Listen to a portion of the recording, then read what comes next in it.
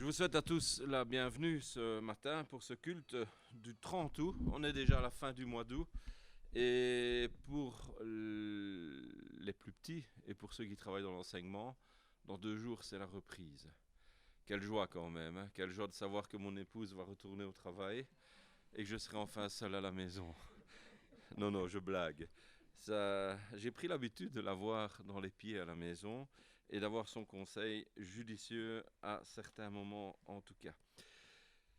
Que le Seigneur nous permette de passer un culte agréable ce matin, sous son regard, dans sa présence, lui qui nous précède dans ces lieux. Et nous prendrons le cantique qui dit « Notre joie de lui appartenir ».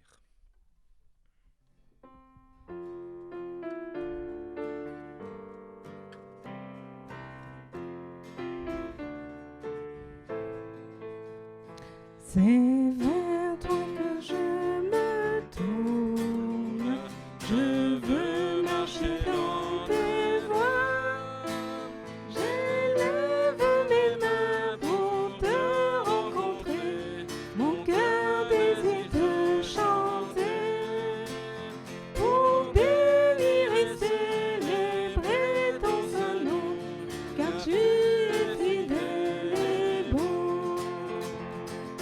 Seigneur, oh Seigneur, je veux te donner.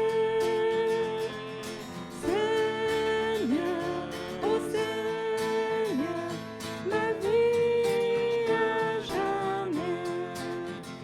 Mes yeux contemplent ta gloire, ta vie anime ma foi.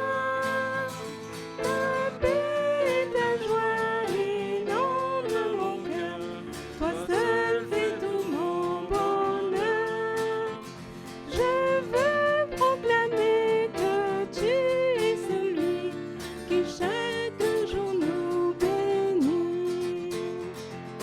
Seigneur, oh Seigneur, je veux partager.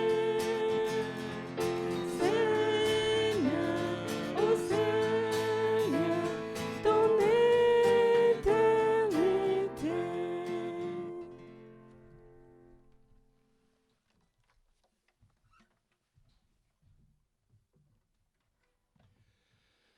Père éternel, si nous sommes assemblés en ce lieu, c'est parce que tu nous appelles à pouvoir être les uns avec les autres dans ta présence pour te louer, pour t'adorer, pour t'élever, toi qui es l'unique, le véritable, le Saint des Saints. C'est pour aussi pouvoir entendre ta parole, nous confier à toi et te confier nos vies. Comme nous venons de le dire par ce chant, sommes heureux de t'appartenir, heureux si ce choix était posé dans nos vies d'avoir accepté l'amour que tu nous proposes en Jésus-Christ. Oui Seigneur, nous voulons partager ton éternité. Nous voulons profiter de cette vie que tu nous donnes en Jésus-Christ. Aide-nous Seigneur en chaque circonstance, à non seulement lorsqu'il le faut penser à notre corps physique, mais penser à notre santé spirituelle. Aide-nous, Seigneur, à venir à toi pour nous ressourcer, pour nous nourrir, pour prendre ce dont nous avons besoin pour faire face à chaque jour que tu mets devant nous. Merci encore pour ta présence, merci pour ton esprit qui est là, qui vit en nous, qui nous rappelle que nous t'appartenons et que nous sommes créés pour t'adorer, Père. Amen.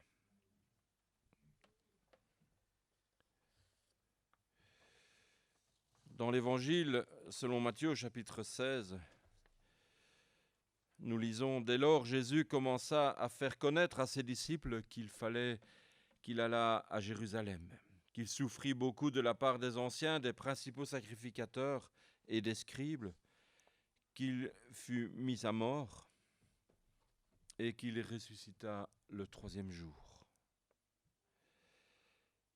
Pierre, l'ayant pris à part, se mit à le reprendre et dit « À Dieu ne plaise, Seigneur, cela ne t'arrivera pas. » Mais Jésus, se retournant, dit à Pierre, « Arrière de moi, Satan.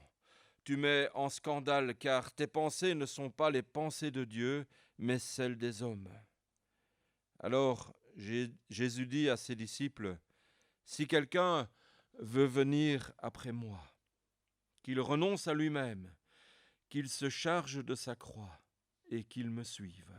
Car celui qui voudra sauver sa vie la perdra, mais celui qui la perdra à cause de moi la trouvera. Et que servirait-il à un homme de gagner tout le monde s'il perdait son âme? Ou que donnerait un homme en échange de son âme? Car le Fils de l'homme doit venir dans la gloire de son Père avec ses anges. Et alors, il rendra à chacun selon ses œuvres. »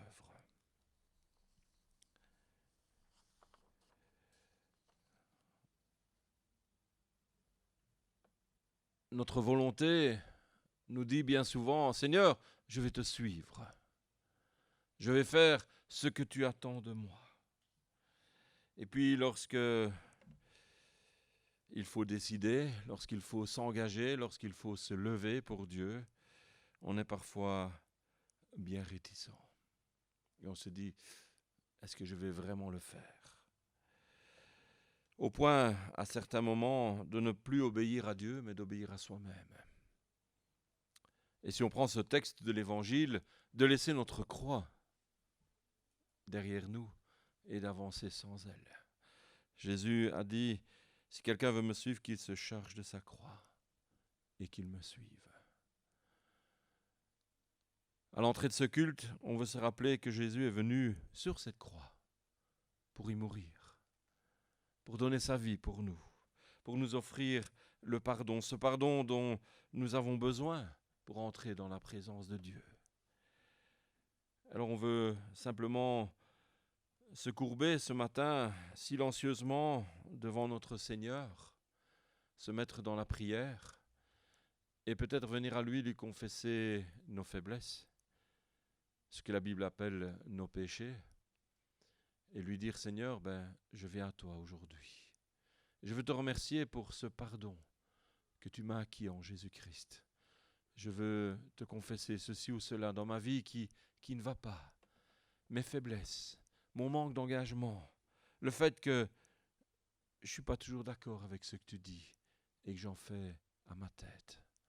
Prenons un temps de recueillement, dans le silence, seul à seul, cœur à cœur avec Dieu, où nous pouvons laisser son esprit venir mettre le doigt dans nos vies, là où il y a quelque chose qui ne va pas, et que nous puissions être humbles pour venir dans sa présence et lui dire, Seigneur, je te confesse cela, je te demande pardon, transforme-moi, change-moi à l'image de Jésus-Christ. Je vous invite à ce temps de recueillement. Père, tu nous vois chacun devant toi. Tu nous connais par notre nom, par notre prénom. Tu sais même combien de cheveux nous avons encore sur le crâne. Et pour ceux qui les perdent comme moi, tu sais combien en sont tombés la nuit. Tu sais tout de nos vies. Mais tu attends chaque jour, chaque instant de nos vies, que nous puissions nous approcher de toi pour te confier nos moments difficiles. Te confier, Seigneur, ce qui nous empêche d'avancer, ce qui de tentation est devenu péché peut-être dans nos vies. Nous voulons te remercier pour ta fidélité. Te remercier, Seigneur, parce que ce que Jésus a accompli à la croix il y a plus de 2000 ans est toujours actuel pour nous aujourd'hui. Et ce pardon est toujours un pardon actif. Merci, Seigneur, de tirer un trait sur nos vies, sur nos mauvaises actions, sur nos mauvaises pensées, nos mauvaises paroles. Merci, Seigneur, parce que lorsque nous venons te confesser ces choses, tu es fidèle pour nous pardonner et pour nous transformer à l'image de Jésus, qui lui n'a péché en rien. Nous voulons te remercier, Seigneur, pour ton amour, pour chacun d'entre nous. Amen.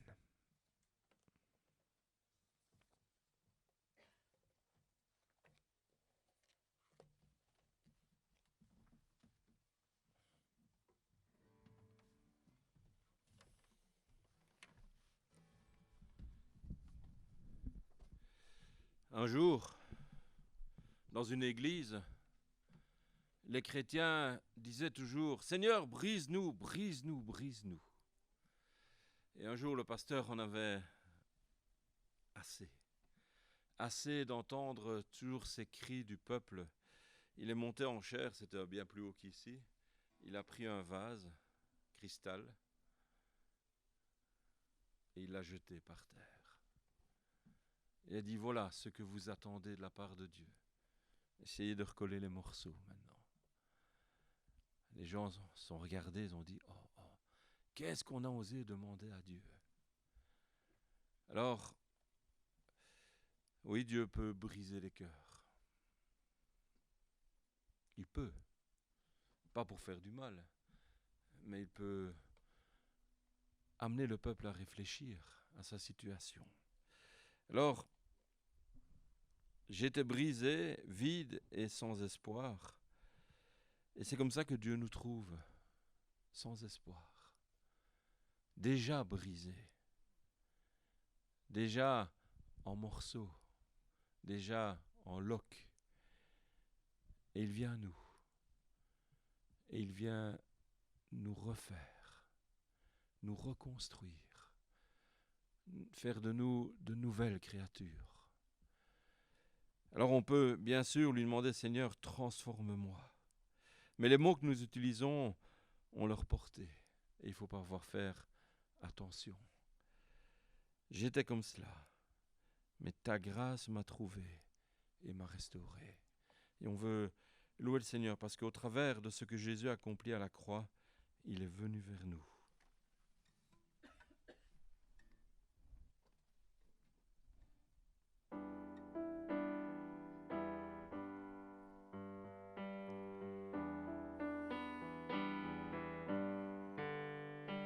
J'étais brisé, vide et sans espoir.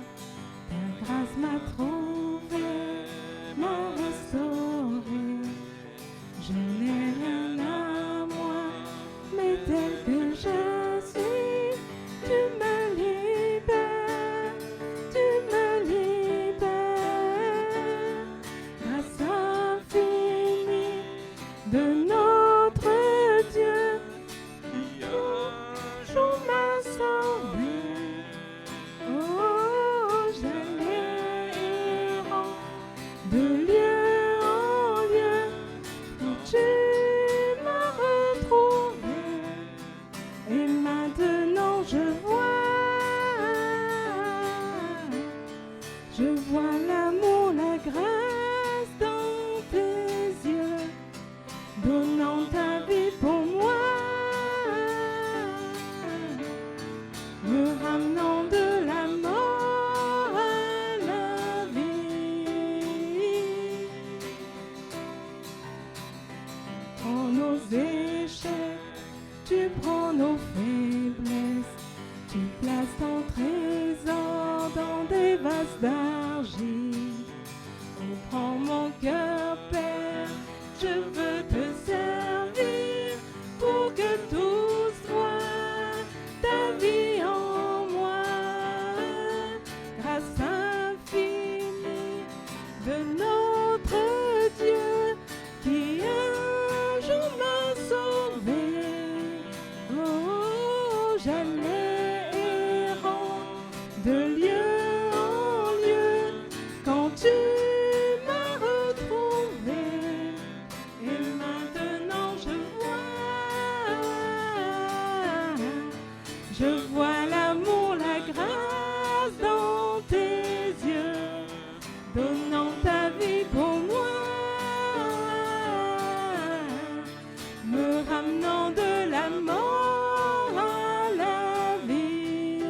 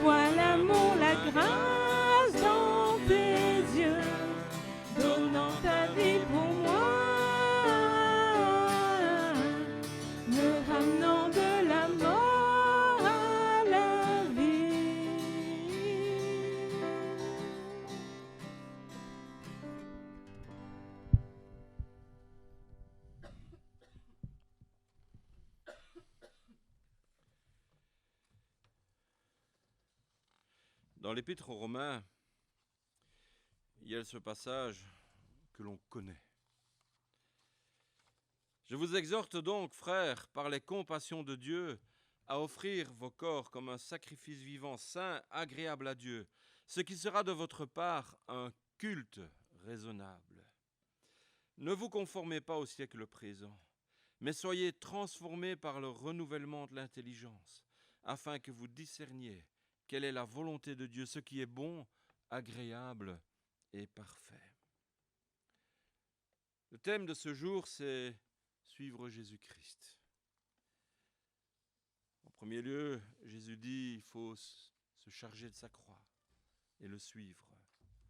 Ici, Paul nous encourage à nous offrir à Dieu. Pas « Seigneur, je te donne ma main, tiens, fais ce que tu veux. » Et demain, « Prends mon pied, Seigneur, je pourrais saluer mon frère avec Covid. » Non, il attend tout notre être. Offrez toute votre personne à Dieu. Paul a mis cela en pratique, il a essayé de mettre cela en pratique. Et s'il se permet de donner cet enseignement que Dieu laisse dans cette épître aux Romains, c'est parce qu'il sait, de par son vécu, ce qu'est être engagé dans la vie chrétienne. Où est-ce que nous en sommes ce matin? Qu'est-ce que nous avons offert à Dieu? Est-ce que nous sommes venus à lui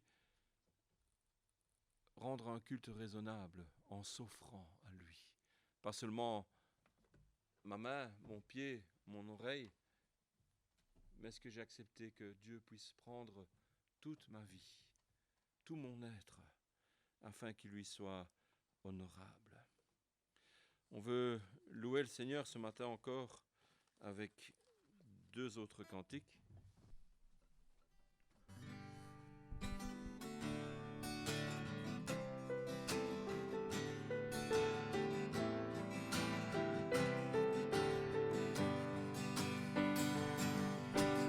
Souffle, souffle de Dieu, nous t'accueillons, viens purifier nos cœurs. Oh, souffle, souffle de Dieu, nous t'accueillons, viens purifier nos cœurs. On nous souffle devant toi, à l'écoute de ta voix, rends-nous sensibles ton cœur. Sois le roi, sois le Seigneur. Oh, souffle, souffle de Dieu, nous t'accueillons, viens purifier nos cœurs. Oh, souffle, souffle de Dieu, nous t'accueillons,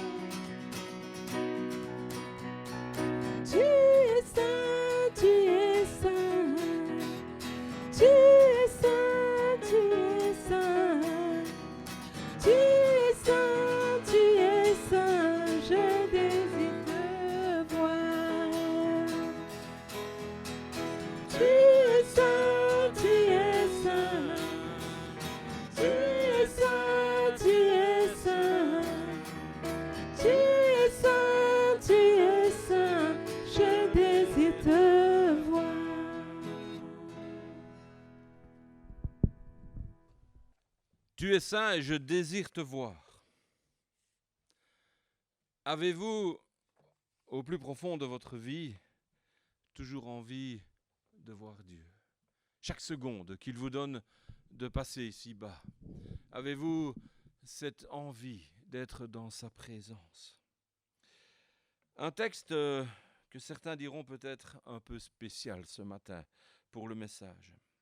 Dans le prophète Jérémie au chapitre 20. Tu m'as persuadé, Éternel, et je me suis laissé persuader. Tu m'as saisi et tu m'as vaincu. Et je suis chaque jour un objet de raillerie. Tout le monde se moque de moi. Car toutes les fois que je parle, il faut que je crie à la violence et à l'oppression.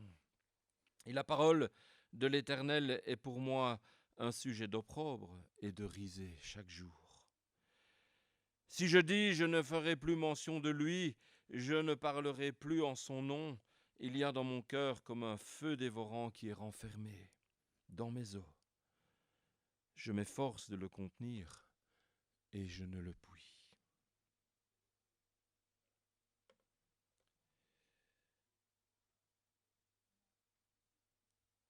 On est en présence ici d'un récit d'une plainte. Une plainte qui débouche plus loin dans le texte sur une note d'espérance, lorsque le prophète va rappeler sa confiance en l'Éternel. Mais ici, ce sont des cris de désespoir. Ce n'est pas très positif. Mais ce cri de Jérémie est quelque chose de vital à entendre.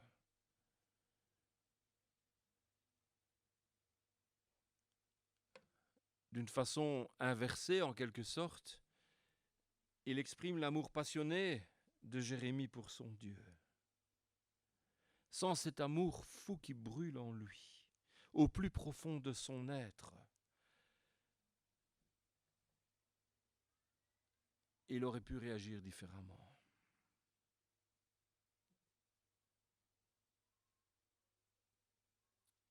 Nous sommes invités ce matin à nous laisser saisir de cette plainte de Jérémie. Elle nous invite à ressentir au fond de nous-mêmes cette flamme de notre amour pour Dieu, pour le Seigneur. Lorsque nous aussi, à notre tour, nous serons peut-être dans une situation compliquée. Et on voit Jérémie, et je vous invite peut-être à relire le livre du prophète. Ça ne fait que quelques dizaines de chapitres. Pourquoi pas profiter encore du dernier jour de vacances? On voit Jérémie, le prophète, qui est à bout de force. Il est au fond du puits, on dirait. Il est désespéré. Il se sent abandonné de tous. Même, si vous lisez le texte dans son contexte, même de ses amis proches. Et il vient même à douter. Dieu, qui l'a appelé, lui, tout jeune, et vous allez relire le premier chapitre, Dieu l'aurait-il trompé en l'embarquant à son service? Et il y a un cri de terreur presque.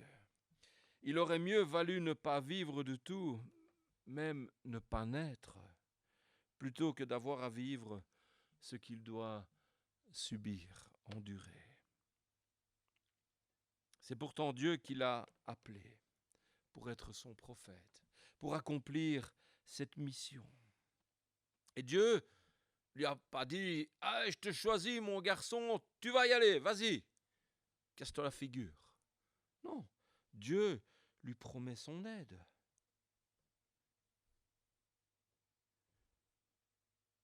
Il lui promet son appui.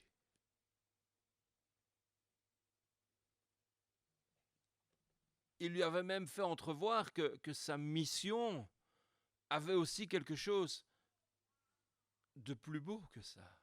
Un aspect positif, bâtir, planter, et pas seulement, comme il doit l'annoncer, à chaque seconde de sa vie presque, détruire ou arracher. Jérémie sait ces choses, il les a entendues. Il croit en son Dieu. Et il est même passionné pour son Dieu.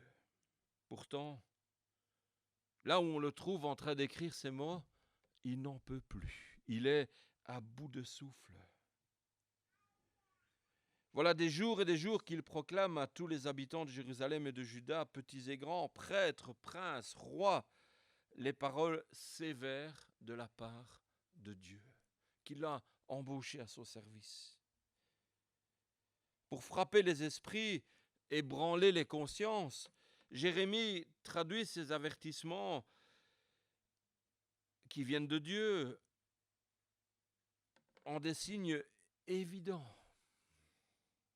Mais rien n'y fait. Personne ne veut entendre. Et il n'y a pas seulement le fait d'entendre, mais personne ne veut comprendre. Personne ne veut accepter la parole du prophète.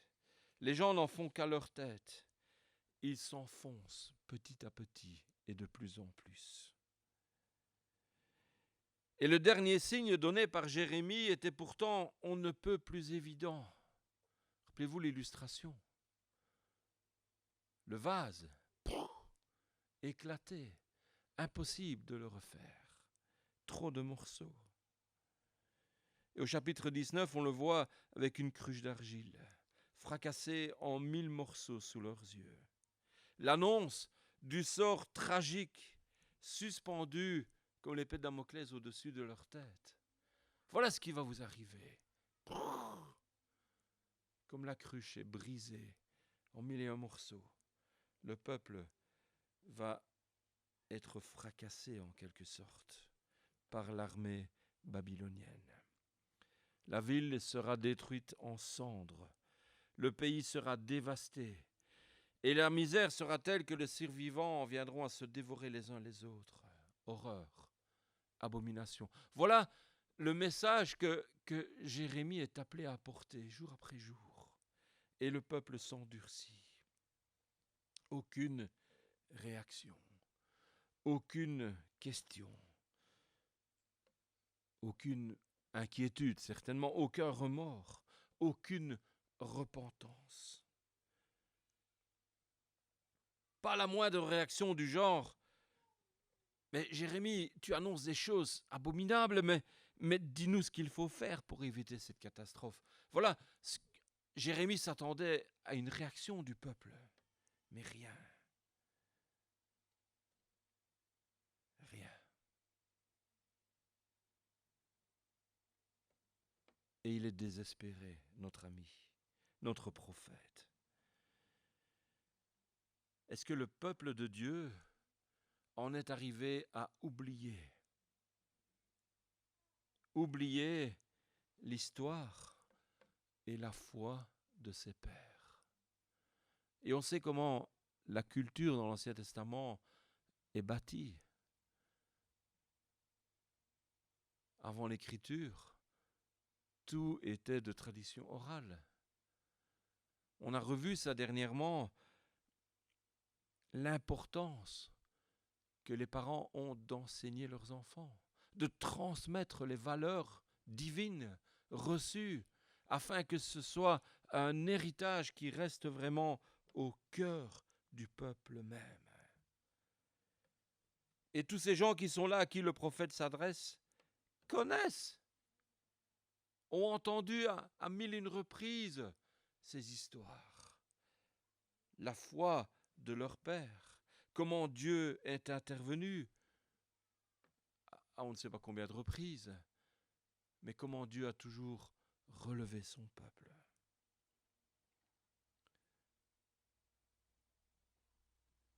Et Jérémie va même devoir endurer la torture physique qui va lui déchirer le corps,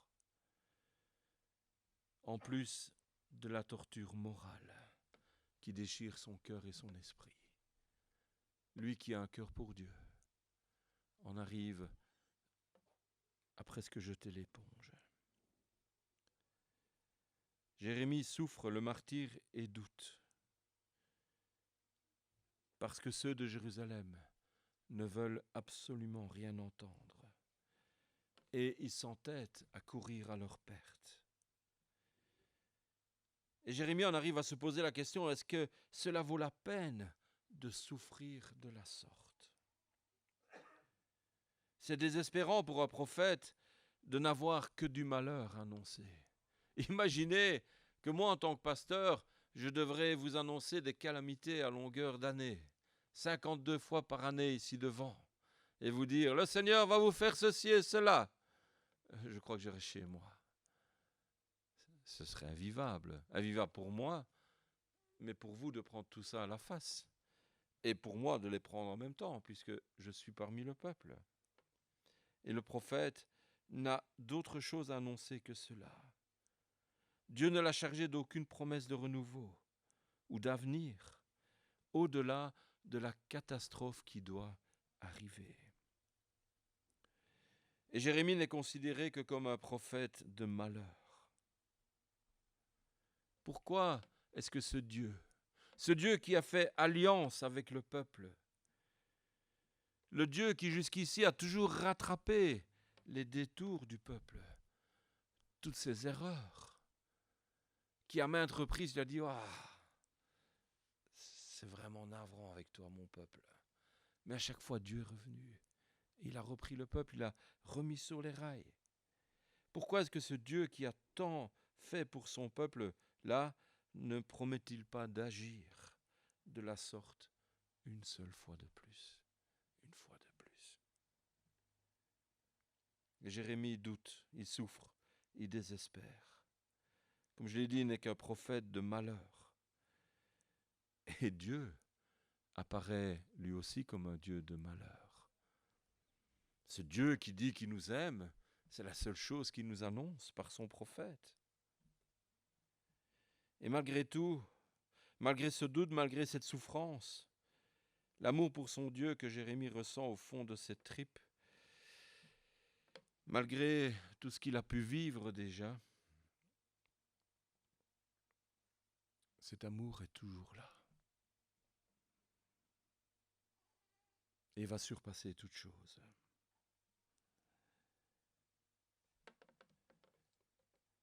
Il va bien sûr dire, mieux vaudrait ne pas avoir vécu du tout, plutôt que de vivre cette déchéance, ce désespoir.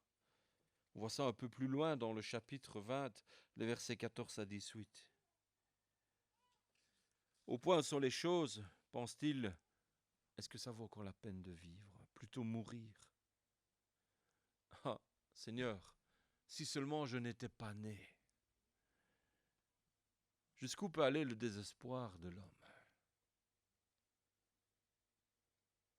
Alors nous, on connaît peut-être la suite de l'histoire si on a lu l'histoire biblique. Jérémie, lui, n'en a pas vu la fin.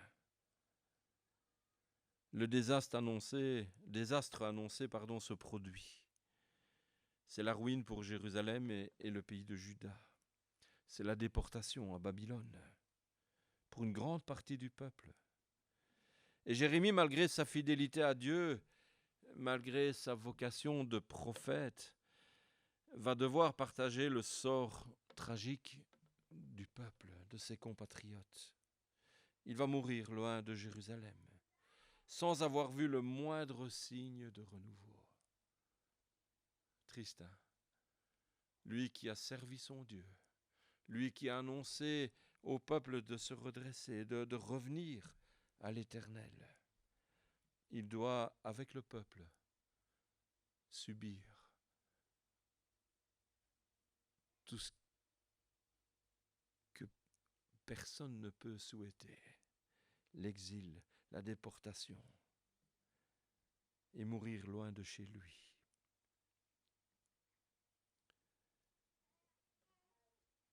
Il ne va pas voir le peuple renouvelé. Il ne va pas voir la foi du peuple revivifiée. Il ne va pas voir non plus le retour à Jérusalem qui sera restauré. Non, Jérémie n'en a rien vu. Dieu lui en avait fait part, mais sans qu'il puisse l'annoncer au peuple. Alors aujourd'hui, nous qui sommes ici, vous allez me dire, mais pasteur, nous on n'est pas prophète. En quoi ça nous concerne? Nous, ce qu'on a annoncé, c'est un message de salut. C'est l'évangile de paix, l'évangile qui apporte la vie en Jésus-Christ. On est pourtant invité à méditer la plainte de Jérémie. Nous sommes venus au culte ce matin, poussés par notre foi et notre amour pour Dieu. Chacun et chacune, nous sommes d'une certaine façon engagés. Chacun à sa propre manière. Peut-être pour la vie de l'Église, pour son Seigneur. Tous nous donnons de notre temps pour faire une chose ou l'autre. Nous donnons peut-être aussi de notre énergie, de notre argent, de nos compétences. Et je suis sûr que nous sommes heureux de le faire. Tous aussi, certainement, et je l'espère, nous essayons de partager ce message de salut que l'Éternel nous a confié.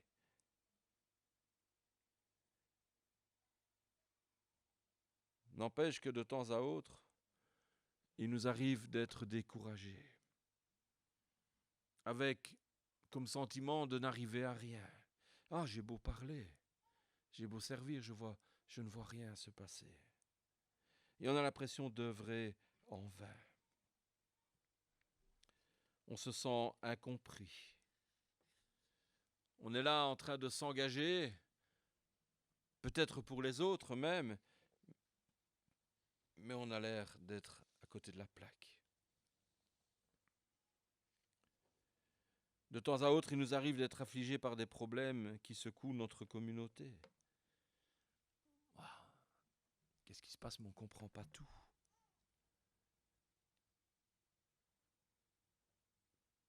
D'autres fois, c'est une épreuve lourde, une maladie, un malheur familial.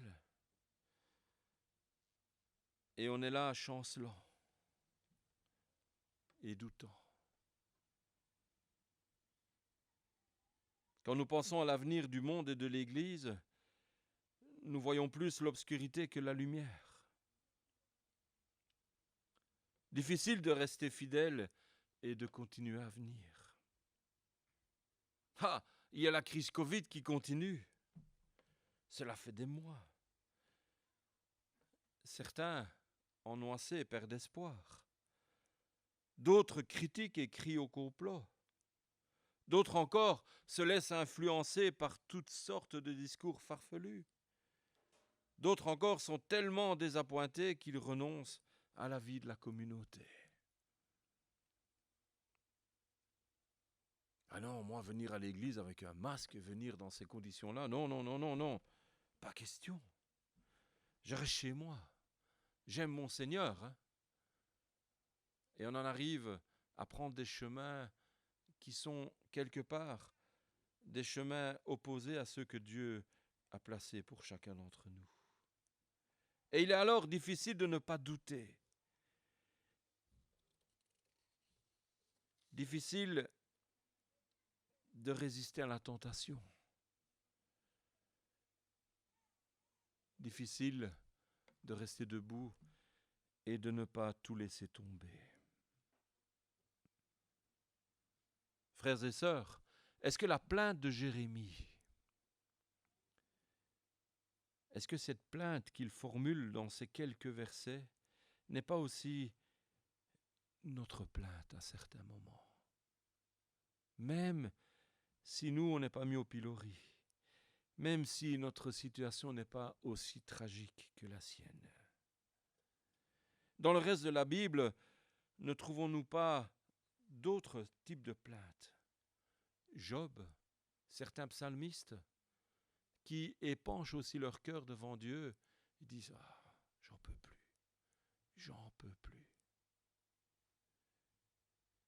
Et nous sommes peut-être passés par là un jour. Et qui sait, nous passons peut-être par là en ce moment. À ces moments de faiblesse et de doute, Comme les psalmistes, comme Jérémie, comme Job, il nous faut tendre l'oreille de notre cœur pour écouter le feu qui brûle au-dedans de nous. On aurait tendance à dire, non, moi je ne fais plus rien. Je ne fais plus rien. Et je sais ce que c'est. Je suis passé par là. J'avais plus envie de me lever pour servir Dieu. Il y a bien des années de cela, avant d'arriver ici. C'était fini. Je voulais être le petit chrétien qui vient au culte le dimanche matin, prendre ce qu'il avait besoin pour sa semaine, et puis rentrer chez lui. La vie avait été trop difficile. Le ministère avait été difficile. Et avec la famille, on a tourné à gauche, à droite pendant des semaines. Plus question de se lever pour Dieu. Je serai le chrétien normal. Et puis, au fond de moi,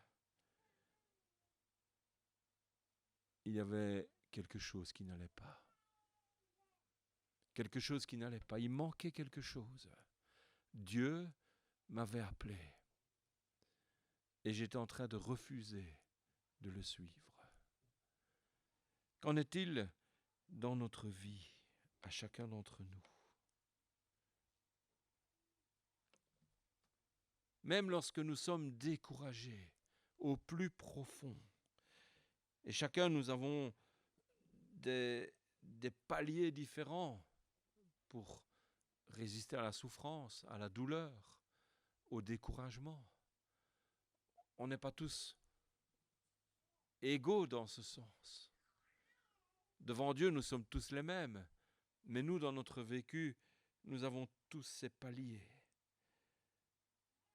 Moi, je ne supporte pas la douleur. Lundi, on est allé se faire tester, Barbara et moi. Comme on revenait d'une zone orange quand on était là, mais qui est devenue rouge 2 jours après, quand on est rentré, on s'est dit on va quand même aller se faire tester. Donc on est allé au parking à Votem, très pratique. Et puis l'infirmière me pousse le coton dans le nez, et j'étais là, et je vois la dame qui fait un petit sourire, puis je la regarde et je lui dis, excusez-moi, mais ce sont souvent les plus grands, les plus douillets. Et puis elle me regarde, l'infirmière, elle me dit, oh, rassurez-vous, monsieur, j'en ai déjà quelques-uns qui ont versé une larme aujourd'hui. Alors que je peux vous dire, ça fait pas mal du tout. Hein.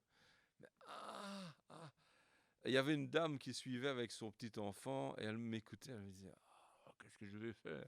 Et je dis, rassurez-vous, madame, ça ne fait pas mal, c'est moi qui suis sensible. Mais notre seuil est différent pour chacun. Qu'en est-il lorsque nous sommes découragés? Est-ce qu'il n'y a vraiment plus rien au fond de notre cœur? Plus rien pour nous tourner vers Dieu? Plus rien qui nous permette de regarder à lui qui a toujours son amour pour nous? Il y a au fond de notre cœur, comme dans le cœur de Jérémie, il y a ce feu qui est là. Il ne reste peut-être qu'une petite étincelle, une toute petite braise, mais qui n'attend qu'à reprendre. Et Dieu veut l'entretenir. Et c'est cette petite braise qui nous permet de garder l'espoir en l'Éternel. Même dans la nuit la plus noire, ce feu, et là nous pouvons avoir cette certitude, ne s'éteindra pas au fond de notre cœur. Quel que soit notre degré de douleur, de découragement, de désespoir, Dieu habite en nous. Et il y aura toujours cette petite braise qu'il suffit de laisser reprendre pour que le feu redevienne ce qu'il était au départ. Dieu t'a appelé un jour, comme Jérémie. Il est allé chercher, Jérémie l'a dit, tu vas parler pour moi. Et dans l'obscurité dans laquelle tu étais, Dieu est venu frapper à la porte de ta vie. Il a dit, je veux que tu sois mon enfant. Je t'aime. Et le jour où tu as répondu à cet appel d'amour de Dieu, si tu l'as fait un jour, Dieu est venu vivre en toi. Si tu ne l'as pas encore fait, il est peut-être temps de réagir.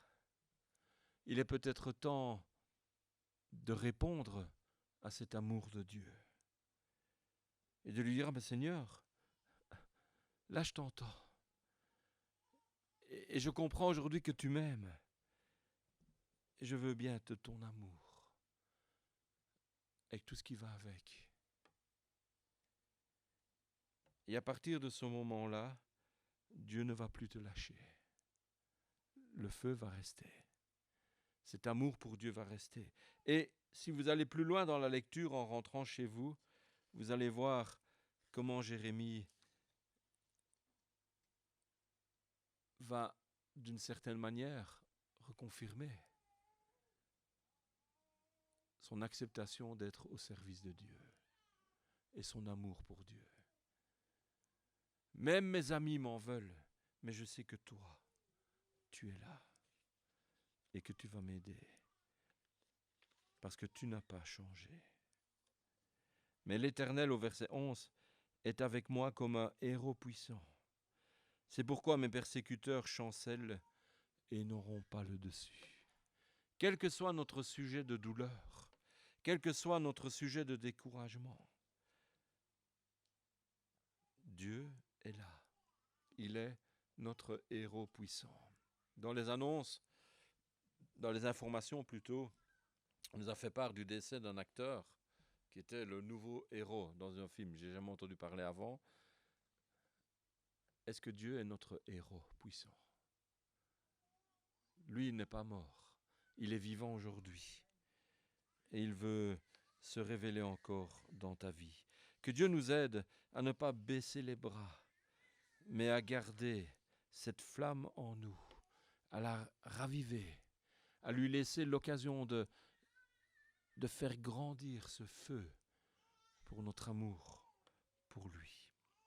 Amen.